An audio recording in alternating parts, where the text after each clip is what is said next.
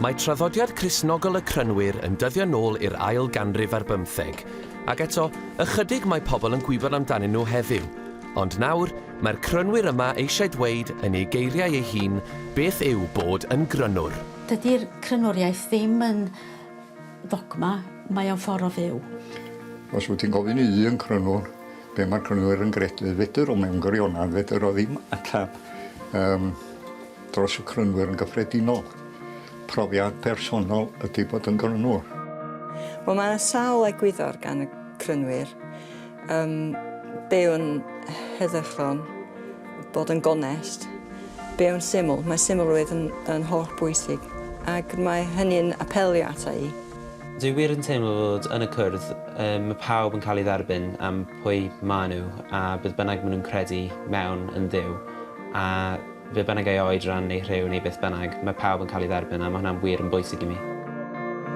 Yn y gorffennol, dwi'n credu bod y Crynwyr wedi eisiau aros yn dawel a ddim wedi eisiau perswadio pobl eraill am fod yn Grynwr, ond dwi'n credu bod yn bwysig ac os nad ni'n dweud wrth pobl, mae'n rhywbeth sy'n bwysig iawn i ni, felly bod yn bwysig cyhoeddi hynny i bobl eraill, dwi'n meddwl.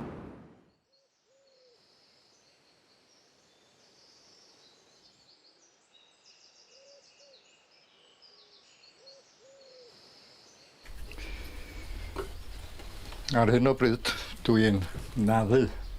Dwi'n cymryd arna bod hi'n dipyn o gerfiwr, dwi ddim yn un da iawn. Ond cyfaill mi o'r rhaid efo gwynpog o'i dan fala, a dwi wedi addo gwneud cerfiad o afal, fel bod o'n cofio am o goedan waleg yr oedd hi. Un o'r ychydig bethau mae'n saff i ddweud am bob Crynwr yw i fod yn credu bod yr hyn o Dduw ym mhob un, y golau mewnol, sy'n gyswllt uniongyrchol rhwng yr unigolyn a Duw, ac mae hynny'n sail i'w gred ddofn mewn cydrafoldeb. Lle mae'r ysbryd yn o'ch di. Ydy'r atab yn dod o'r ystyriaeth di dy hun. Mae y Crynwyr yn credu bod yna rhyw gymaint o'r diwdod ym mhob unigolyn. Ym mhob un, nid yn y Crynwyr yn unig, ond ym mhawb. Does gynnon ni ddim gweinidogion. Does gynnon ni hyd yn oed blaenoriad yn yr ystyr gyffredin o'r gair. Felly mae yna ofyn i bob Crynwr unigol ystyriad yr agwedd ysbrydol yn ei fywyd. Efo Crynwyr, does yna ddim wahaniaeth rhwng dyn a ferch. Ni i gyd yn cyfrifol am y gwasanaeth, am yr addoli. Un o'r pethau mwyaf pwysig ydy nabod hyn sydd o Dduw ym mhob un. Mae cred y Crynwyr mewn cydrafoldeb yn dyddio nôl i oes y dyn a sefydlodd y gymdeithas. Gweledigaeth George Fox oedd bod na ddaioni ym mhob un ohono ni, rhywfaint o Dduw ym mhob un person da ni'n cyfarfod. Wedyn, da ni'n gorfod mynd drwy'r byd yn trio chwilio am y da, am y daioni ym mhawb arall.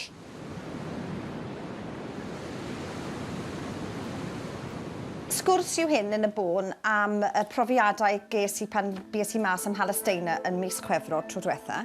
Pan fyddai'n mynd mas i Balesteina, rydyn ni'n cydweithio gyda grwpiau sy'n gweithio dros heddwch ar yr ochr Palesteinaidd yn amddiffyn y bobl ac yn caniatáu iddyn nhw mynd o gwmpas eu busnes beunyddiol. A wedyn ar yr ochr Israeliaidd yn ymuno â grwpiau sydd yn gwrthdystio.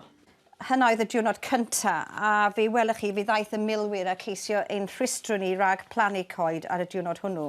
Pe bydden nhw ddim yn gallu plannu coed, mae'n aml iawn, mae pobl yn dweud wrthyn nhw, wel, dych chi ddim yn defnyddio'r tir yma, felly ni'n mynd i gymryd fe drosodd.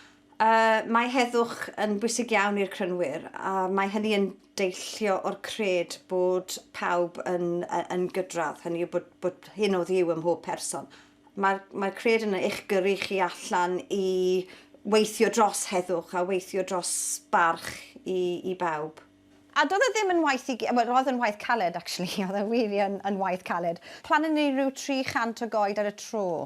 Ond, wrth gwrs, ar y diwedd, chi'n cael y croeso bendigedig yna. Ddim wedi gadael amser i chi gofyn cwestiynau, wy'n flin am hynny. So, os oes cwestiynau gyda chi, mae'n hwn yn ffain. Herwydd, dydych chi ddim yna fel rhyw fath o arwr i roi i chi'n mewn perygl, dych chi yna i geisio amddiffyn pobl, ond mae rhaid i chi fod yn synhwyrol hefyd.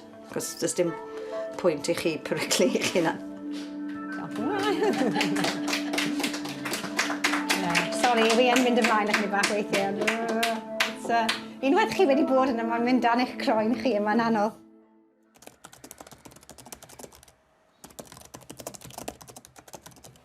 Dwi'n hoffi redeg oherwydd ti'n gallu neud o heb feddwl am beth ti'n neud rhan amser. Ti jyst yn gallu fynd a chi jyst yn gallu feddwl am unrhyw beth ych chi moyn pryd ych chi mas na. Felly mae fath fel cyfarfod Crynwyr. Cyfiawnder yw un o egwyddorion neu dystiolaethau'r Crynwyr, ac mae'n dylanwadu ar weithgaredd Crynwr yn y gymdeithas. Mae cyfiawnder yn bwysig i mi oherwydd dwi'n credu dylai pawb cael y cyfle i ddangos beth alla nhw ei wneud i'r byd. Ac oherwydd hyn, dwi'n wneud gwaith efo'r prosiect laptop, efo'r grŵp dysbrexi ar Fro.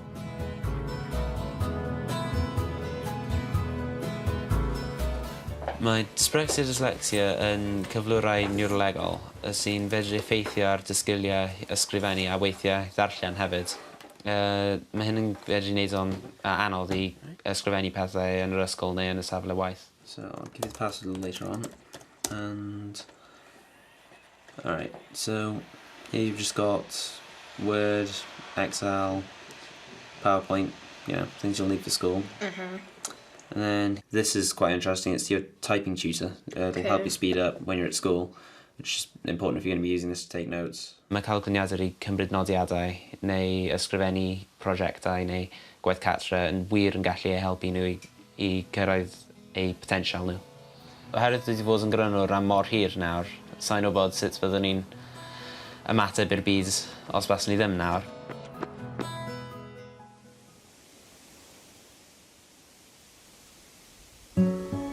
Mae Crynwyr yn credu mewn byw yn syml. Yng ngeiriau'r Cyfeillion, mae dewis ffordd syml o fyw yn ffynhonnell cryfder. Mae hyn yn gallu effeithio ar bob agwedd o fywyd. Ni'n byw yn hen y tŷ gyfrestredig, a felly does gen ni fawr o gyfle i newid o'n sylweddol. Ni wedi addasu fo yn ffordd syml sydd yn cydfynd â'n ffordd o fyw fel Crynwyr. Ni'n gwneud compost achos mae compost ffordd i ailgylchu pethau a ceisio cadw cylch. Ond gan fod gennym ni ieir eto rwan, ni'n creu compost newydd eleni. Rwy'n meddwl, mae'n lwcus yma achos mae gennym ni pishin o'r tir, a dydy o'r tir ddim yn dda iawn, rwy'n medru tyfu llysiau. A mae hynny yn bwysig i fod i ailgylchu bob dim, i gwneud compost, i llosgu goed yn y tân sydd yn dod o'n tir ni. Mae'n creu cylch o'n bywyd.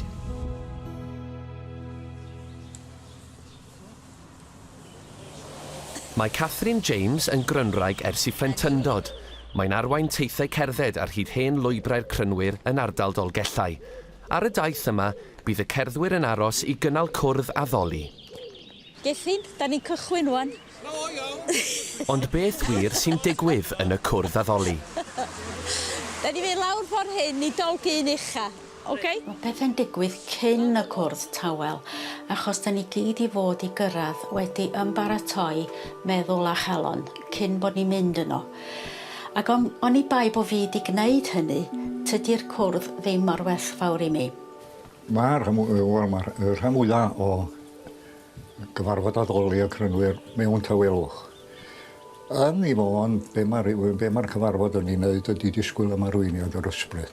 Dydych chi ddim I fod yn meddwl, mae ydych chi clirio eich meddwl a just derbyn beth sydd yn dod.